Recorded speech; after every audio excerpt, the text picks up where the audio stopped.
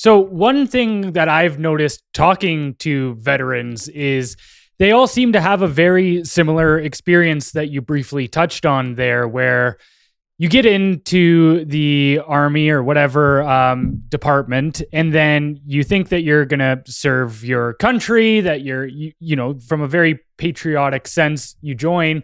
And then, you know, we have this idea that those warriors of any nation are typically celebrated and become heroes afterwards and all of this kind of stuff. But almost every single veteran I've talked to, whether it's in Canada or America, all of them just feel like as soon as they didn't serve a purpose on the battlefield, then they were just completely disregarded. What was that process of kind of your original view of what it meant to be in service of the nation to now where you are? I never thought about post-military life. I was 18 when I joined. And so for me, they told me right off the bat, whatever trade, if you're joining one of these trades, you're going to deploy very quickly. So for me, it was always like, how do we go get the bad guys that are sending our people homes in coffins? Like the media did a really good job, like it does now, slow dripping a narrative. And don't get me wrong, the people we fought are still really bad dudes, except they're just all in the country now. So I have no issue with, I have no issue when it comes to during service. During service, you're very much in it, and you know there's bad things that happen and all of the stuff that you hear about the military. But I never thought about post-service life, and so when the post-service life happened, I mean, I was slated for a second tour while on the first tour to go back another. I think it was like 8 months later. So I wasn't thinking like, oh, my career is going to end. Like I was meaning to be a 25, 30-year member. And when that didn't happen, that's when the reality punches you in the face. When case managers sit you down and say, oh yeah, you're broken. Or your major sits you down and said, God, this would have been so much less paperwork if you just did it out there. Like that's when the reality starts to creep in. And that was Major Duval. And Major Duval has been since brought up on like multiple charges. So it's like, I don't really take what he says with a grain of salt. That being said, you know, a lot of people don't discuss this with you because the reality is uncomfortable. And if people knew how badly they treated you post-service, no one would join. Hence the military numbers right now. Right. Yeah. That's wild. So one of the big things that you're spending your time with right now is dealing with medical assistance in Canada, which started in June 2016, I believe, and is wildly out of control. I mean, you can maybe have some compassion for people that are terminally ill. No. I'm just saying maybe. Like I can understand the argument, but for me that's kind of end of the road, and they're getting to this point now where they've talked about it, offering it to kids that have mental health issues, which is literally everybody these days. And then, yeah, like you said, just something popped up in the media the other day, which again has been going on for a while, but it was just highlighted once again, that retired military vets are being offered MAID as opposed to any other solution. I mean, can you just explore that a little more for me? Explain to me what's going on and how common is this? Yeah, so we'll backtrack real quick. So 2016, when the Carter versus Canada case came forward, was in British Columbia where I live, and it was a woman that wanted to with a doctor. The reason I have no empathy for that is because when you are given this option, i.e. coerced into the idea to be poisoned and paralytic and then drowned, you're not actually given informed consent. So there is informed consent that is a requirement in Canada, like you guys know, if you're supposed to be. But the thing is you're supposed to have that. And that's actually a lie. I don't have empathy for people who want to coerce and drug people into I have a problem when we tell people that your life is going to be devoid of suffering. To live all the way and to experience life fully means to suffer in some capacity. That is what palliative care and hospice, the 50-year science, is for. But the Canadian government has stripped every single hospice and palliative care facility of its resources, of its training, of its nurses, and of its actual real compassion. Not compassion the way with dignity uses as some disgusting word, the actual term meaning compassion, which is morphine, fentanyl, slow drip, heart rate drops with your loved ones, without a paralytic, without drowning to death in your own fluids, and passing on to the Rainbow Bridge. And that's how you leave. That's called compassion and empathy. That's what we should have compassion and empathy for. We should not have compassion and empathy for people who might be maybe in some time frame, and we should paralyze them and then cause their lungs to go into a pulmonary edemic state while they drown to death. All of their loved ones watch a murder happen. Nah, I don't got compassion for that.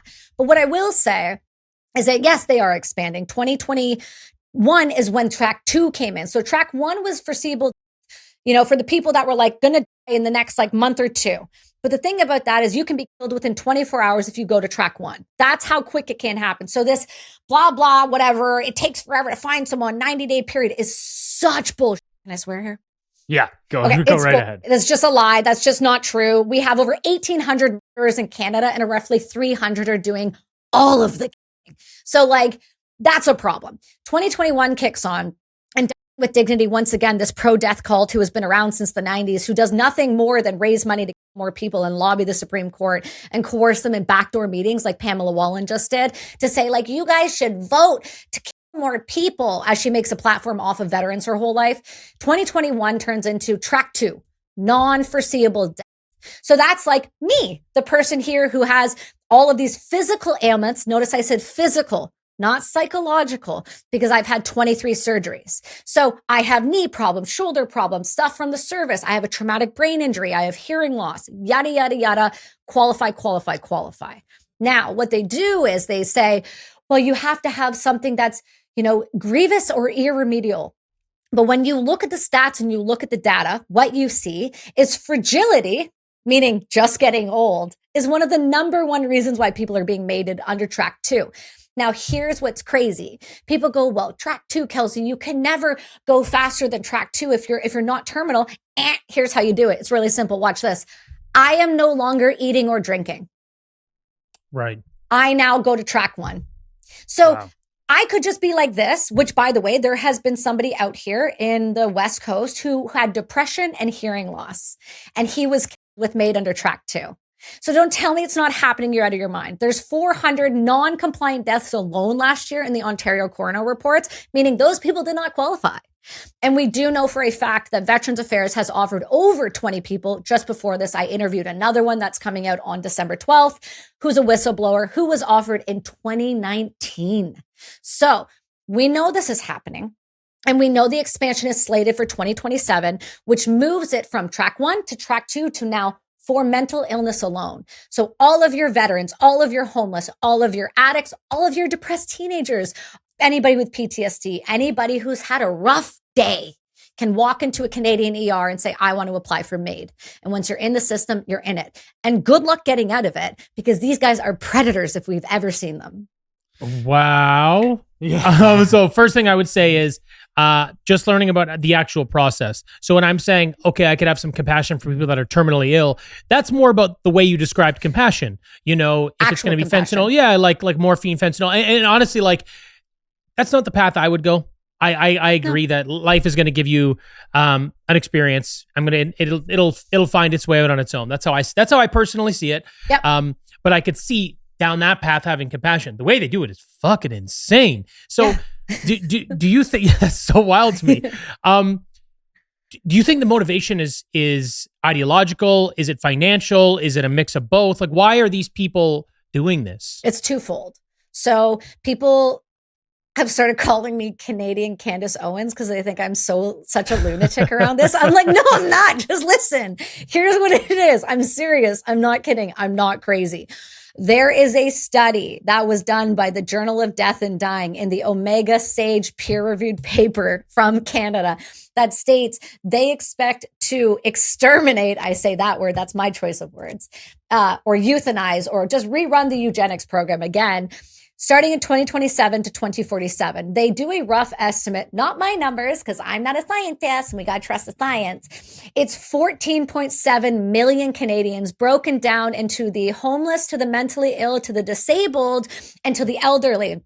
Now, 9 million of those are elderly alone with an aging population. That doesn't seem crazy. Why? Because we're importing all of these people, so we're actually going to have the numbers to do it. But here's the kicker, 96% of those people are white. So don't tell me they're not targeting Canadians. Secondly, they're going to save $1.273 trillion on healthcare in that 20-year period.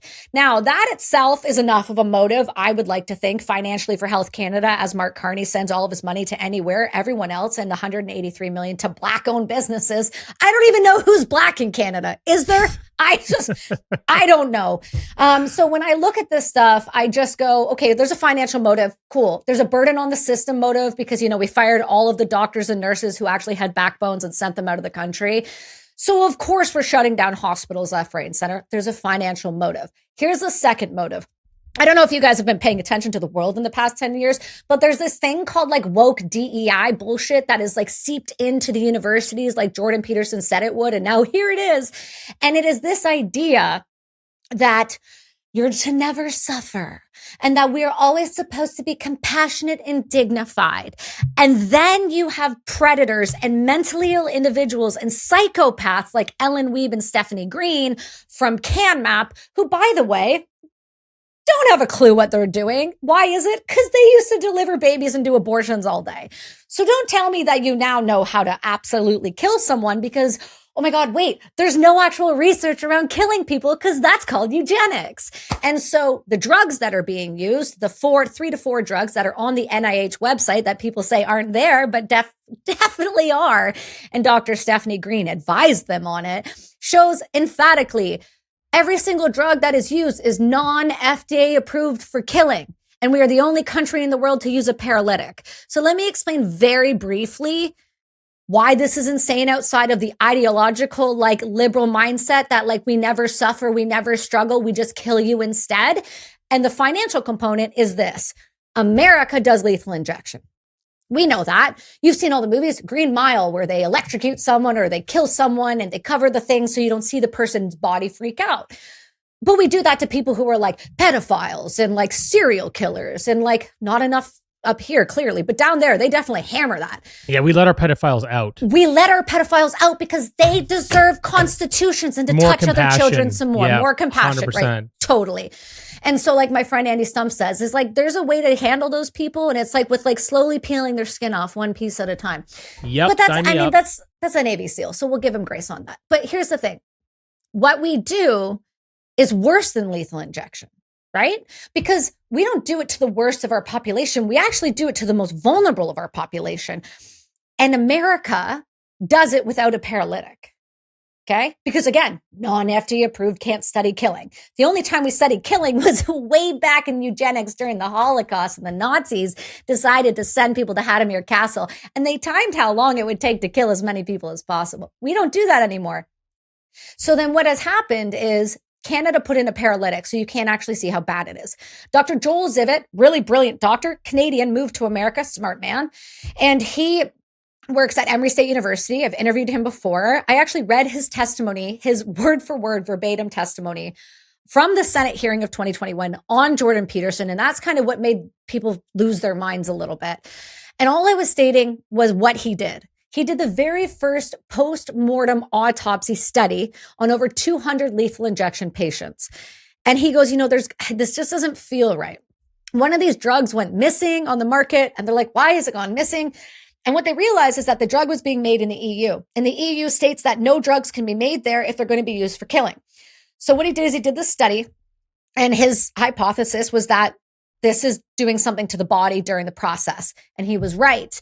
What they found is that over 82% of the people that were getting the lethal injection drugs were going through a pulmonary edemic state during the procedure, meaning the tiny little sacs in their lungs were exploding, filling with fluid, and somebody was actually drowning to death in their own fluid. Cool beans. So then what we did is we took that technology up to Canada. By me, I mean Stephanie Green, because she's a great person. And what we did is we started saying, you know what? The person that's really suffering, that's already going through agonizing pain, instead of giving them morphine and palliative care and death doulas and loved ones, why don't we go put them in Ellen Wiebe's chair in Vancouver in just like a random apartment building or office building, and let's put 2 IVs at 14 gauges. Hope to God none of them fail. And let's start pushing so much poison into your body. And when you start to get sleepy and groggy and you start to slip, we're going to hit you with a paralytic, right? So that if you decide to change your mind at any point, you decide to wake up and say, you know what, I actually don't want to die because life is worth living and we probably should never leave early because that's fucked up. We then allow them to paralyze you. And as they're paralyzing you and pushing the rest of the drugs, and I have interviewed several of the head anesthesiologists in this country and in America, and they go, it is so much worse than you know. Oh my God, as an anesthesiologist, this is horrifically worse. The reason it doesn't look bad is because we paralyzed you. So you only really you only hear the filling of the lungs and the gargling, which is them drowning to death, not able to scream, not able to say anything. And the reason we know it's not painless is because outside of the fact that dying with dignity doesn't seem to follow the same rules that like we have. Like, for example, if I claimed this water bottle cured cancer and I advertised that this is a painless way to cure cancer and somebody took it and was like, that wasn't painless, you'd be like, I'm going to sue you. You're liable. But here's the thing, the dead don't talk. So after they paralyze you, they fill your body with so much fluid that you die, hopefully. But in America, we have cases of upward 137 hours where somebody doesn't die. We have cases in Canada where somebody was pronounced dead, sat up after the procedure, and the doctor was in the car and had to come back in the house in front of all the family and hit him again. So we've never measured the pain center of the brain as it's going through the process. So to say it's painless is a lie. And to say it's compassionate, empathetic is also a lie, because these people prey on the weakest ones we have in our society. And I don't mean that to be negative. They prey on people like me. They'll prey on somebody who has depression. They'll prey on grandma who, when their family leaves the room, they have dying with dignity people walking around hospitals saying you should probably end your life. We have doctors, when women go to get breast cancer surgery, sit down when they're about to get put under and go, have you heard of MAID? Like, this is not a medical procedure. This is a murder, and 300 to 1,800 doctors are getting away with it while being paid anywhere from 300 to 500 a patient. And people's whole lives now are killing people. We don't prepare doctors to kill people. I can tell you that for sure. We don't teach people how to handle it. And if I came home from Afghanistan and was like, guys, it's the most beautiful work I've ever done. I'm never going to stop doing it. It's so fulfilling to watch someone receive my care. You would go, Kelsie, you're a psychopath. You should go to a psych ward. You shouldn't like killing people that much. But when Ellen Wiebe goes on Better Off Dead and goes on the National Post and lies to people at Salt Spring Island when I've been in the room, it's like, it's the most beautiful work I've ever done. It's euphoric afterwards. I go, I've killed some people and I know that you shouldn't feel that way. So it's not okay. This is a wild conversation. Welcome to my life, guys.